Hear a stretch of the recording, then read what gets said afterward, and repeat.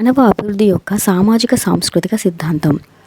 Vygotsky యొక్క సైద్ధాంతిక చట్రం యొక్క ప్రధాన ఇతివృత్తం ఏమిటంటే, జ్ఞానం అభివృద్ధిలో సామాజిక పరస్పర చర్య ఒక ప్రాథమిక పాత్ర పోషిస్తుంది.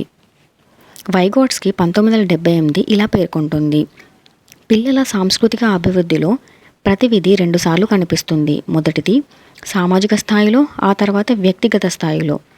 మొదట వ్యక్తుల మధ్య అంటే ఇంట్రాసైకలాజికల్, మరియు తర్వాత బిడ్డ లోపల అంటే ఇంట్రాసైకలాజికల్. వైగోట్స్కీ సిద్ధాంతం సంస్కృతి నిర్దిష్ట సాధనాలు, ప్రైవేట్ ప్రసంగం మరియు ప్రాక్సిమల్ డెవలప్మెంట్ జోన్ వంటి భావనలను కలిగి ఉంది. వైగోట్స్కీ సిద్ధాంతాలు జ్ఞానం యొక్క అభివృద్ధిలో సామాజిక పరస్పర చర్య యొక్క ప్రాథమిక పాత్రను నొక్కి చెబుతుంది.